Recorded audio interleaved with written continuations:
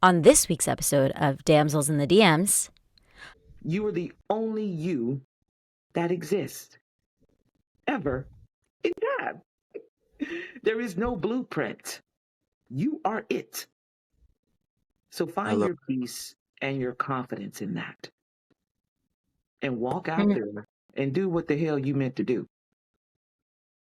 this message is intended as a reminder that we are not licensed professionals, not psychiatrists or psychologists. If you have a serious problem, please seek professional help. The National Suicide Hotline is 1-800-273-8255. That's 1-800-273-8255. There's some damsels in the DM. Yes, queen. Tell us what's the vibe. There's some damsels in the DM. Please tell us what's the vibe. DMs, yeah, we see them, yeah, we read them. DMs, we don't need them, we just leave them. Please. Yeah. It's going down in the DMs. Bye. Hello, everyone, and welcome to another episode of Damsels in the DMs. I'm Lauren. And I'm Alejandro. How is your week going? It is going well. I feel like everyone who listens to this podcast is like, when is she going to stop talking about this feature? Damn it. But I'm about to go do it. And then I will stop. I'll probably talk some more about it and how it's going. And then we need to hear all the details. We need you to fill us in every single step of the way. I mean, I love the fact that you're going in fully prepared with a wardrobe that is just like out of this world, of course. But I mean, I trust you already know your lines. You're already gonna hit it out of the ballpark for sure. Hey, I learned from the best. You would never go in with a character and potentially be unprepared to have them have a wardrobe mishap. So, I had to. No, absolutely not. My goodness. Even if they didn't ask, I'm still gonna show up with something. Exactly. Yeah, and I was the nerd who delayed my shoot to go to my last day of school. So I was very lucky that they accommodated that. And now I'm excited to just go play for a while, Oh yeah. So then once you're finished filming, when do classes pick up again? In January. In January. Okay. Yeah. Well, how's your week going? Good. Super productive. I'm doing a sketch comedy show at the end of the week. By the time this comes out, it'll be after the show takes place, but it's a beautiful experience. There's a really talented group of writers who created some great sketches. The actors that I'm in it with are super amazing and hilarious. My friend Cesar Camacho, who I acted with in Undocumented Tales, he was the one who actually informed one of the creators of this sketch comedy show about my work, and that's how I got involved. So I'm super grateful for Cesar having put in a good word, and to be able to play with him again is always a super, super fun gift. So I'm really, really excited. Like I said, we just had rehearsal and it's just so fun. One character that I'm like cracking up about, his name is Kermit the Thought instead of Kermit the Frog. So it's a fun little character, and it is really like I have a hand puppet that I have to play with and like mouth the words to, and then it's my first time doing anything like that with like a puppet, so it's funny just to try and like coordinate the hand with the stick that holds the other hand or the hand of the puppet itself, and then still trying to like do the words. It's a cool new experience. But if it's sketch comedy, so you do have lines then, right? Right. Yes. Yeah. Which is great. Gosh, you do everything. There is nothing that you don't do.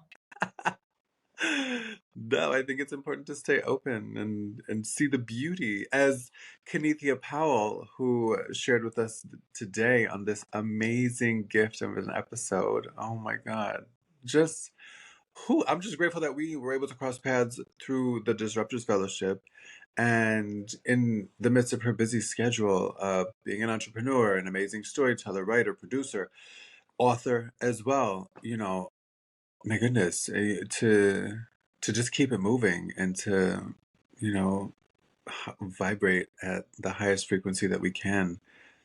I took away so many important gifts from this episode. My goodness, wasn't she so fantastic? Oh my God. Have you seen those programs that go over Instagram that are like talk about the people in your life, and they're like Q1, Q2, Q3, Q4. And Q1 people are both people who make you feel mentally stimulated, but also emotionally uplifted. And this conversation for me was one where I left like just feeling better going into my day. Because I think sometimes, at least for me, I can get caught up in the nitty gritty of the details and the logic of things that happen. And sometimes I need to just see the bigger picture about the world and about the way we are as humans, and leading with kindness, which is something that I deeply value. And I think that she just so beautifully outlines that. And also, even though she's super successful in her career, she always maintains this higher power and higher concept of understanding, you know? And I really respect that about her. And I found it super educational for me. And I hope everyone else has the same experience. Oh, I trust and believe everyone else will. So, shall we get into it? Let's do it. Let's. Oh, Kanithea, how grateful we are that you've blessed our day with You're your presence. hilarious. How are you? I am good. I'm good. I'll say that. How about yourselves? Feeling Doing good? well. Can't complain. Sweet. How is your week progressing so far? Well, there are some peaks and there are some valleys. So we'll hang Always. out with that answer. Love that. Oh my God. Please fill both me and the rest of our listeners in with a little bit about you, what you do, where you're from, where you're located. Give us all the 411 on everything that we need to know about you and your career. Okay. All right. So I am Kanithea Powell. I am the CEO of QFN TV, which is a news streaming platform dedicated mostly to independent filmmakers and artists, where you can come and have your work displayed and be compensated for the work that you do, and still retain ownership of your IP, which is really great. Unless I buy it, of course, then that's a whole nother thing. Um, I am. We are actually located in Los Angeles, out here in Hollywood. My career, wow, it's been so diverse. You know, I started out writing when I was like 14 or something like that. And I've been writing shows, plays, television series, films. I'm an award-winning author. We have a book in about 20 countries, 23 countries to be exact. It's called Butch, Never Judge a Butch by Her Cover. It is a coffee table book, and it challenges what butch really means. Amazing. Yeah, pretty cool. We've been around quite a bit, but now we are in full thrust with QFN TV, moving into original programming. Starting next year, we'll have 4 original shows coming out. So we're rocking and rolling, seeing what we can make of this thing. What inspired your writing journey as a 14-year-old? Or what were some beginning sources of inspiration for you? Well, my mom was a writer. And she was a poet, and I really wanted to be like my mother because she was so dynamic. And when she walked into a room, everyone turned. When she opened her mouth to speak, everyone listened. I was just in awe of her and picked up everything she dropped to be able to put it on me when I'm ready. So my mother was my number one source of inspiration. She was a brilliant writer and a brilliant creator. So yeah. That's beautiful. I feel like I had a similar experience when I first experienced your presence when you opened your mouth at the Disruptors Fellowship, when you helped us with the warm-up exercise. The show. You came on stage and you began the warm-up exercise, and it was just like, oh, the way your voice filled the space and the way you really commanded a presence just without even saying anything before even saying or beginning the exercise. It was really cool. So that's amazing and beautiful to hear that. That came from your mother. That's so wonderful. Is she still with us? She is not. She's not. She died 2006. But an amazing woman. I am literally like my mother in so many ways. We cannot help it. We turn into our mothers. But, I got all the best parts. So I'm grateful for that. I was curious, when did Don't Judge a Book cover? Yeah, that came about 2012, actually. I was in the midst of filming a feature, and my sister passed away unexpectedly. And I Oh was like, wow. oh, God, I had this money, I had this idea, and I'm like, I got to do something. And I was coming from a shoot in Baltimore, and I was talking with my photographer and everything there. And I'm like, I've got this idea. I think it'll be great. By the time got back to DC, I was in DC at that time. I had my hair, my makeup, and my stylist and a couple of models. We literally booked the models in her living room one Saturday, and we shot it over the course of a weekend. And it was absolutely insane. But it was the most beautiful experience we had because we knew we were creating something magical.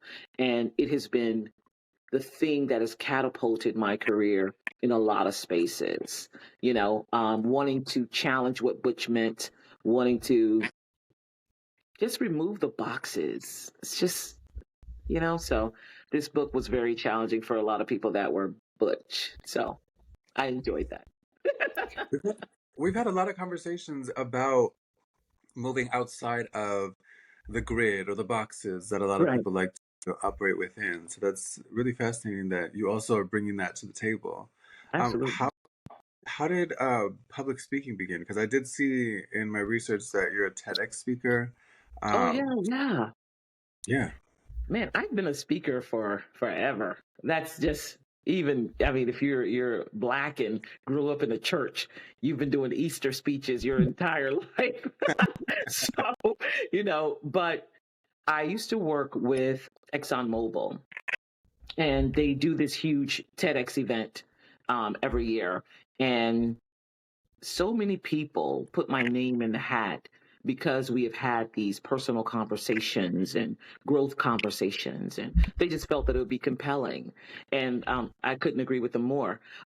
And so I did. And after that talk, the TEDx talk, I never ate lunch by myself. I had Mm. the most compelling conversations, and it really pushed me into more public speaking, with Lesbians Who Tech, several high schools, colleges. It's just been a beautiful thing. When you have something to say and you're speaking from an authentic voice, it's easy for people to listen and hear you. And you've had so many accolades as a screenwriter, filmmaker, author, public speaker, entrepreneur. So Yeah. I'm curious for you, what's your favorite thing to speak about? And of the many hats that you're wearing, which one feels like it holds the most precedent for you right now? Mm. So I love everything I do for different reasons, right? And you're talking about over the course of a career. I won't tell you my age, but I'm no spring chicken. So I've done quite a few things, right? I love writing because it's all imagination. The world is mine. I get to create whatever I desire to create, and the only limitations that I have are the ones that I put on myself, right? So that's a beautiful space. And there's nothing more beautiful to me than when you finish that project to sit it in front of a group of actors that you feel meet those characters and hear their voice for the first time. Because that is like, oh, okay, so that's what that character sounds like. And they may bring something extra to me that I didn't think of, when I was creating that piece of art, which is beautiful because now it becomes this big collaboration. And then we move into actually filming it, where right before I call action, I look around that room and I think to myself, I convinced all of these people to be here and play with me on something I completely made up. None of this stuff is real. Like I made all of this up, but we're here, we're together, and we're playing and we're creating. And that is a beautiful moment. Like I said, when you're in the process of creating, every part of it for me is special. Mm. I love it. I wouldn't want to be doing anything else. As of right now, I mean, I still do public speaking a lot, which is great. I still write, I still create, I still do all of it because I love it. It's who I am. QFN TV is really pushing the fold right now because we are looking into expansion, moving into smart televisions as well as fast channels. So getting us out there to be somewhat competitive with the other entertainment companies that are out there. So it ebbs and flows. So sometimes this is great, sometimes this is not, but we keep pushing forward and answering the call that the universe sends out.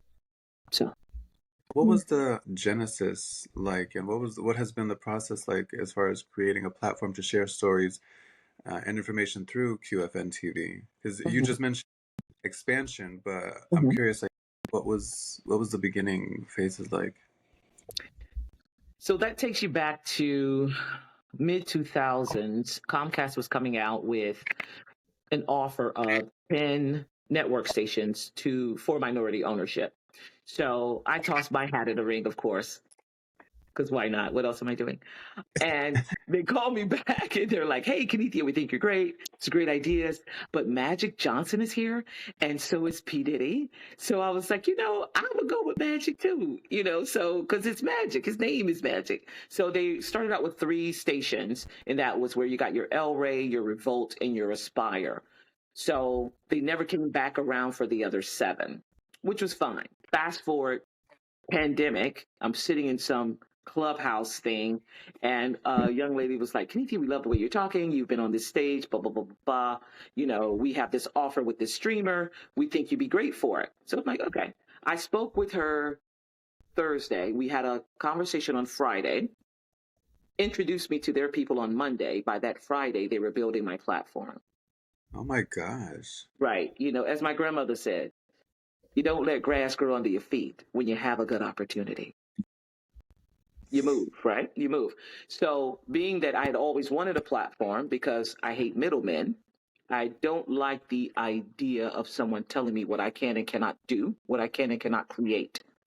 It's not your creation. You have no control over it. So in order for me to remove that, I start my own, work at it, give other people opportunity, and no one tells me no. So. And how do you pick up content from other people, and how do you decide like what comes on to the network? Okay, I'm in a lot of film libraries, so I can go and pick and choose whatever it is I want to, put on the platform. But I actually literally just inked a deal right before I got on the phone with you with a group of underrepresented writers. And what we're going to do, they have a whole group of people, much like disruptors, that write and create. And we're going to pick 3 to 4 films out of that group a year and develop them. That's so that's really cool. Yeah, Wait, that's so another way. you mean like they write it and then you help with the filming and production side of it, or you help with like the distribution or all of it? No. So what we do, we pick the scripts, we pay you for your scripts, and we put it into our production company and develop it, and we release it as an original work on QFN TV. That's amazing. Cool. Yeah, Oh it's going to be pretty awesome. I'm really excited about that. You got some really great writers. And I have that festival the Cannes had. I was like, this is very familiar. I haven't seen that. What You year haven't seen that? That's so funny. Alejandro was just telling me that he liked the hat. I was like, is this not too much? Is it too aggressive? But I'm glad. Good feedback from you too. When was I in Cannes? I was in Cannes, oh God, 2011, I think it was, with my film. Somewhere in there. But I bought the same hat. It was just hilarious. I just recognized it. Anyway, but yeah. So which film was that you were there in 2011? Finding Juliet. It was a short film. And what was it? It's about ridiculousness. It's about a woman who had a girlfriend who cheated, and she went on this journey to find her true love. Yeah. A lot of comedy in there. What's your favorite film that you've created? Oh, wow. Favorite film that I've created. Well, I've written a 2-part film that takes place in like 800 AD, ancient Scotland. And it's under a total eclipse that stops halfway through. Okay. I am ecstatic about that film. It is going to be so dope. You know, I just read it in front of a group of producers, and I tell you, not one person in that room didn't want to be a part of this project. And I'm just ecstatic. It is super dope. It's something that's outside of the box, you know, something you don't normally see. And that is really exciting. So, yeah. And are you getting to produce some of your own work through the network? I produce all my stuff through everything. I'm always on top. No, no, I'm serious. No, I do. I am. We actually have a new short, no, I'm sorry, a new film, a feature that we're working on now. It's called Things We Lost in the Storm. And we'll be picking that up first quarter and filming that. That's awesome. Yeah. So, And how did you get involved with Disruptors Fellowship? Oh, I know Kat and Lindsay. So, you know, I came on last year as one of the actors for Kat because she needed an African woman, which is hilarious. And so this year I came on to help her direct. So. Beautiful. And what were some of the most memorable parts of your experience this year? I love working with my actors, you know, seeing where we start and how we develop, where we end up, how much they're willing to risk. That's always a fun process for me. So I love acting. I went to school on acting scholarship. Like that was my thing for a long time, but now I'm more into directing. But I love being in the theater. It's my favorite place. One of my favorite places. It's such a beautiful, recharging experience. Someone yesterday, I was at a rehearsal for this sketch comedy thing that I'm doing on Friday, and we were talking about range, and she was just like, "Oh no, I can't imagine acting. I just like directing. I like writing, being in the scenes." And I was just like, "Oh my God!" For me, it's just there's this sensation of just like the second those lights hit, and the second you hit the stage, it's just like full force. Just there's something electrifying about it. It's absolutely magical. It is. There's nothing better than being under a hot blue light and your audience just outside of your reach. Like you can hear them breathing. It's beautiful. It's beautiful. I love it. It's such a great experience. so true. So for you now and with what you're doing with your career, have there been any challenges that you faced, and do you have any advice in persevering through those tougher times? I mean, I believe if you're doing anything worth your while, it's always going to be something challenging.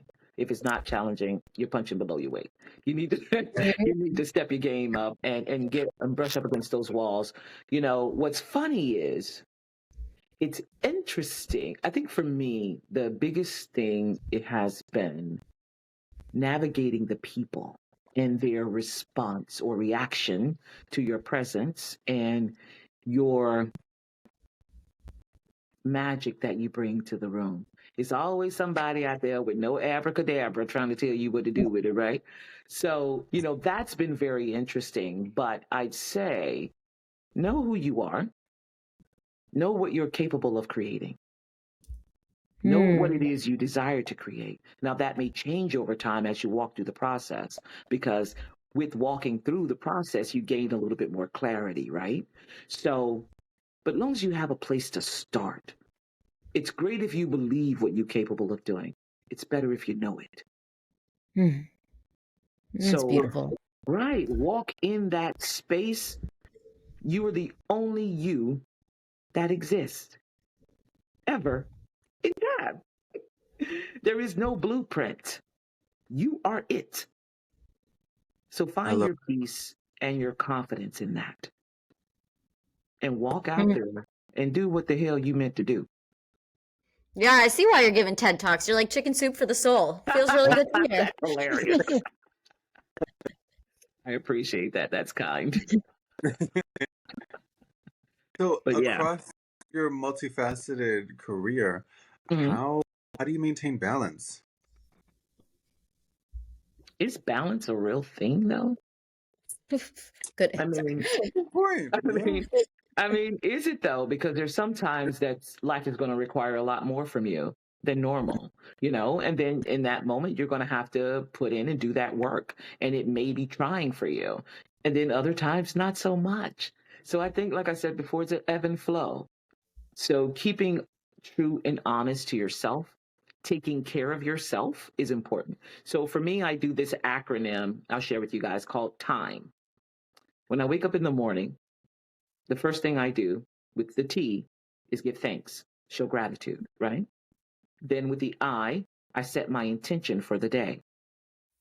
With the M, I make sure to meditate. And with the E, I make sure I get some exercise.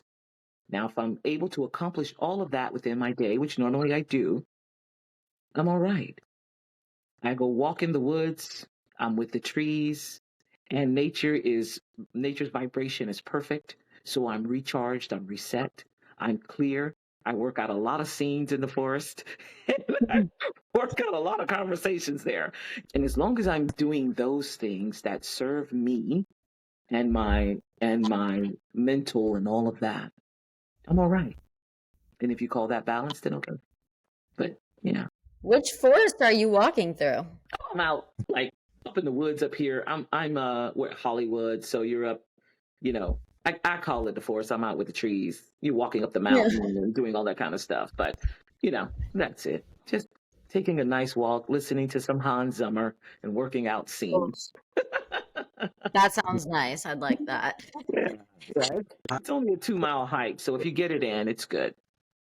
Yes, I completely agree. I love memorizing lines while hiking. Oh, My that's what's favorite up. way to get into the body. Yes, you walk those words into your bones. I love Mhm. it. I love Yes, it. I miss that about LA. So I'm curious for you because I mean, you seem to have a great way of balancing this, but it seems like this must have been something that you developed over time. What works for you? Could you offer any tips for other storytellers or entrepreneurs who are looking to make a positive impact within their community through the stories that they want to tell? Mm. So I have no desire. Well, I wouldn't say I have no desire to make impact. I admire those who desire to be like, I'm going to be impactful. I'm going to be this. I don't start there ever. I start Mm, with telling a great story, having some beautifully flawed characters.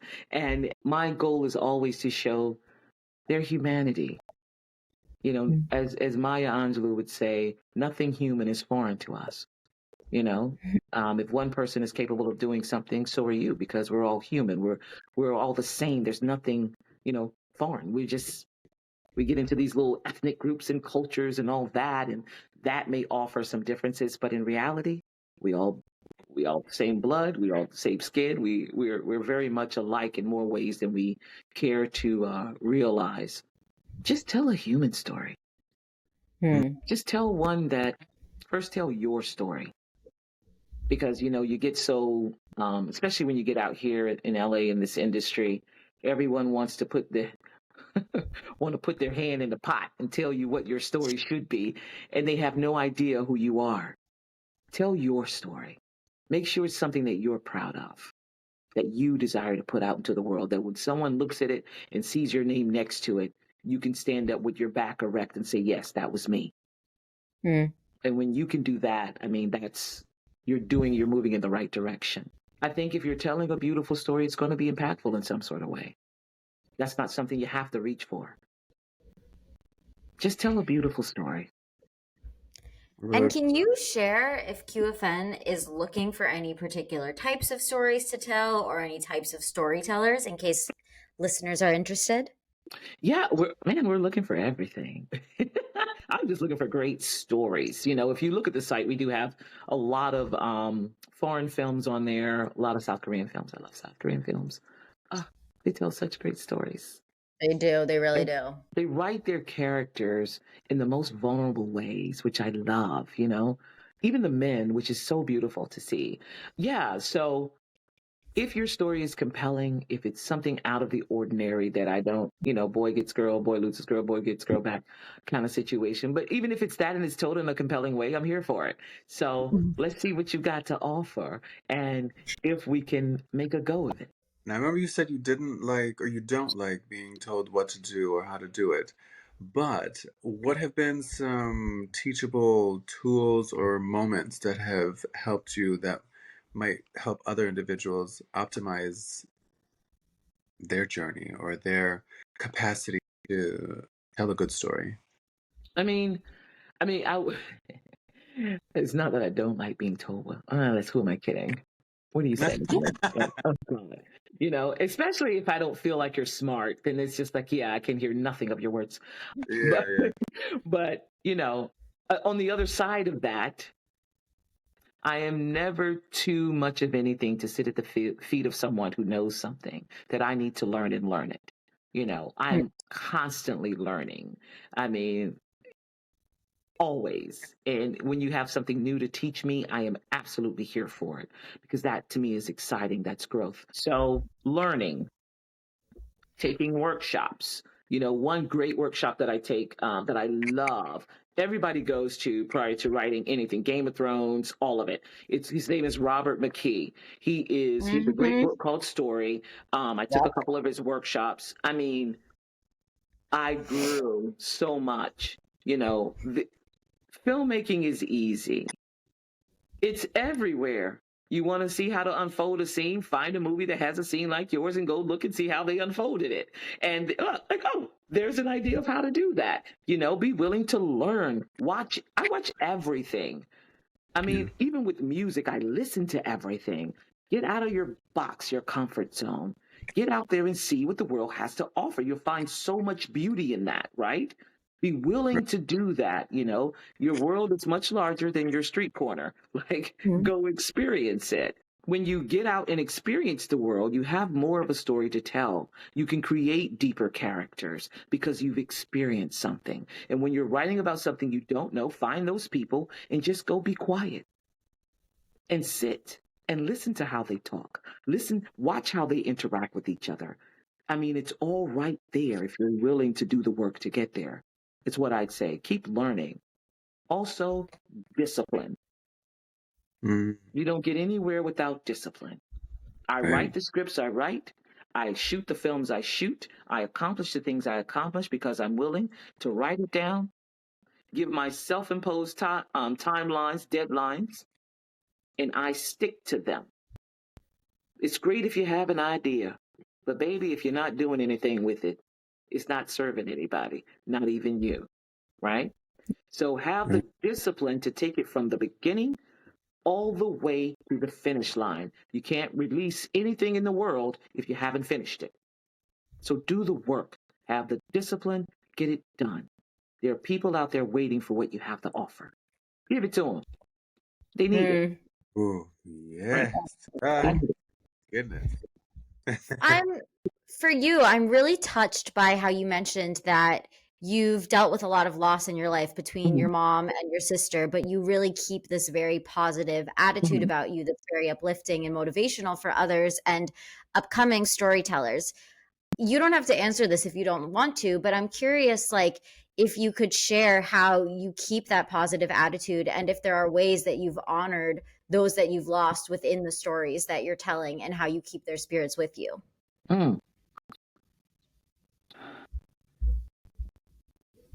You know the bad is always there for you. That's low-hanging fruit. But what people fail to realize is the good is always there as well.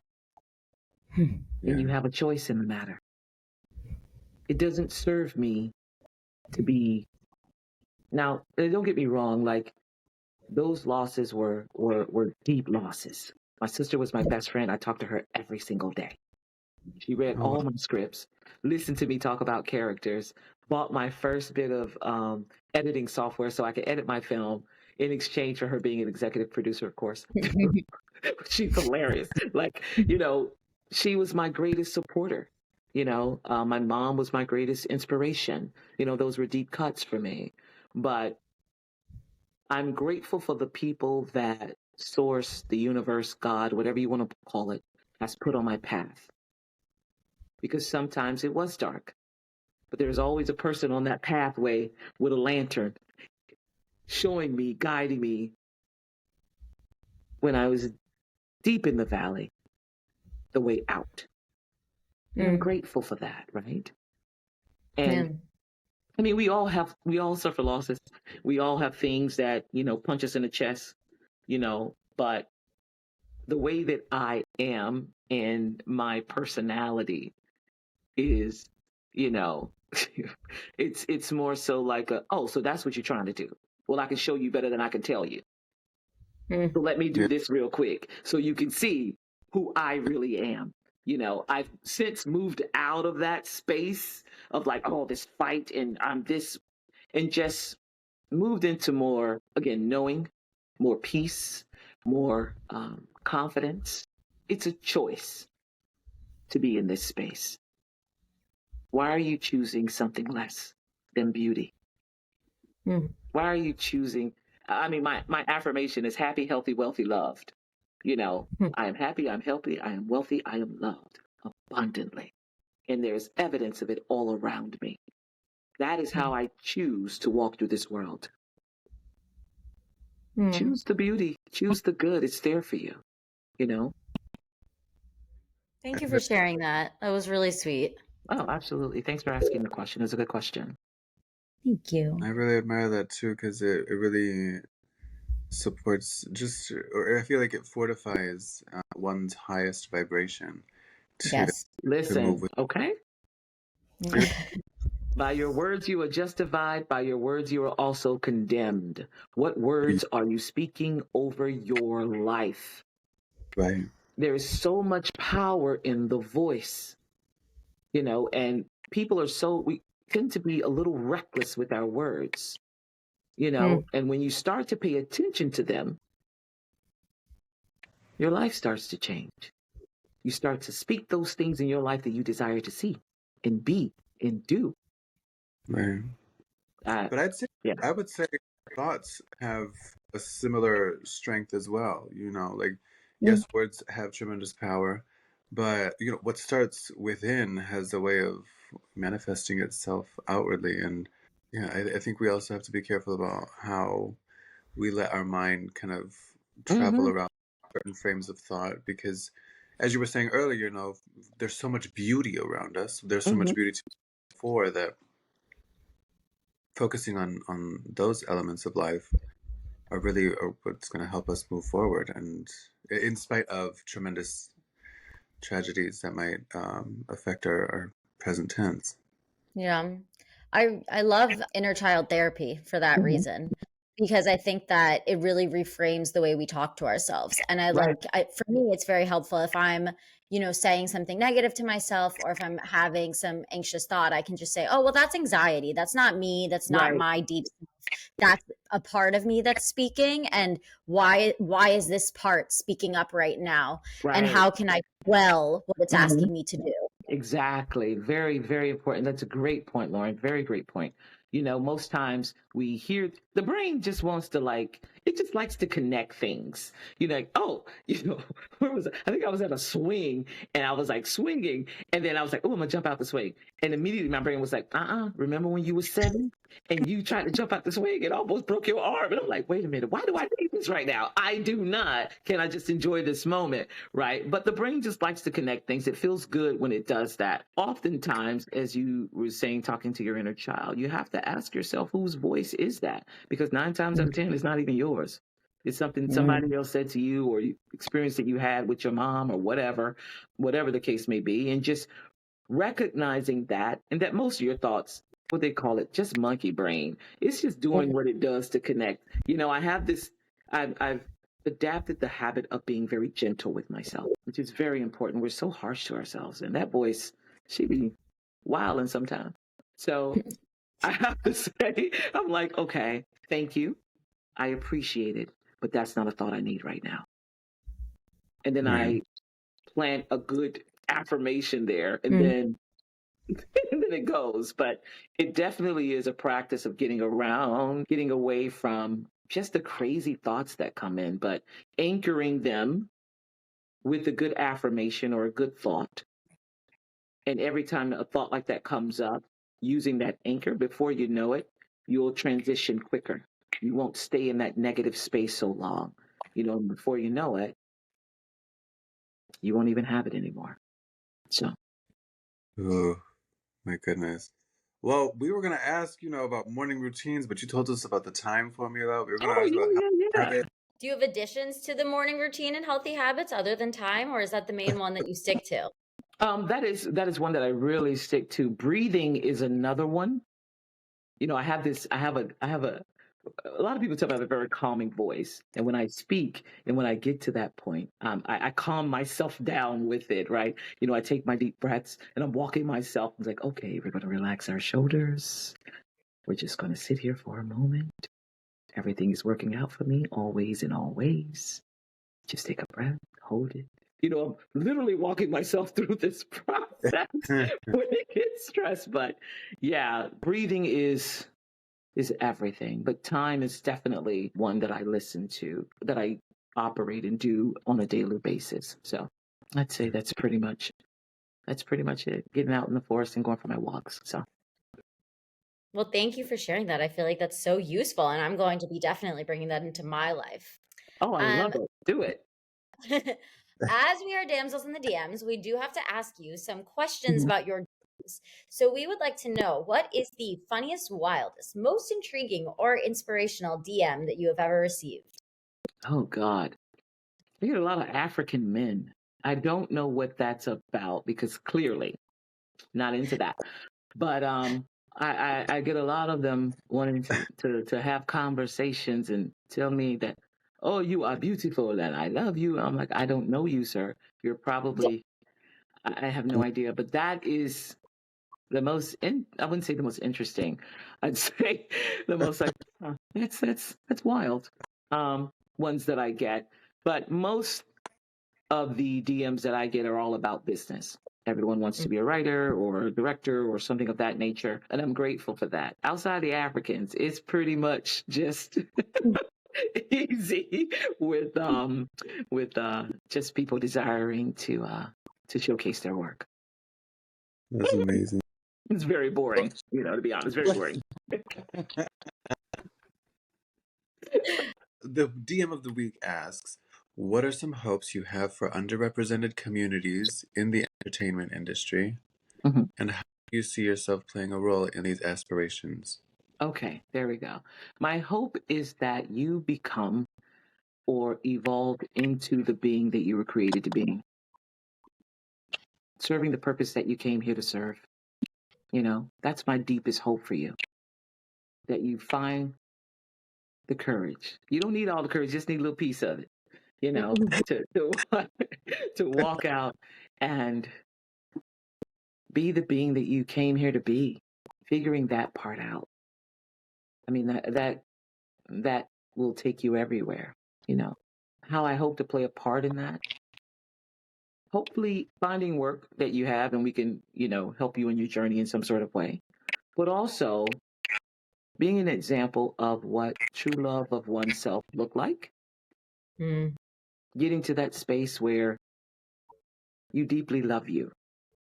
Because when you love yourself, you move different in the world. Mm-hmm. Who you allow in your life, things you're willing to accept from others, or even from yourself. When you love yourself, man, that's a different way of being. And I tell you, I'm going to jump off real quick. At first, I didn't for a long time. There was a lot of shit in there, you know. But I decided to do this thing that has helped me tremendously. And I still do it to this day. For a year, I wrote myself a love letter every day to myself.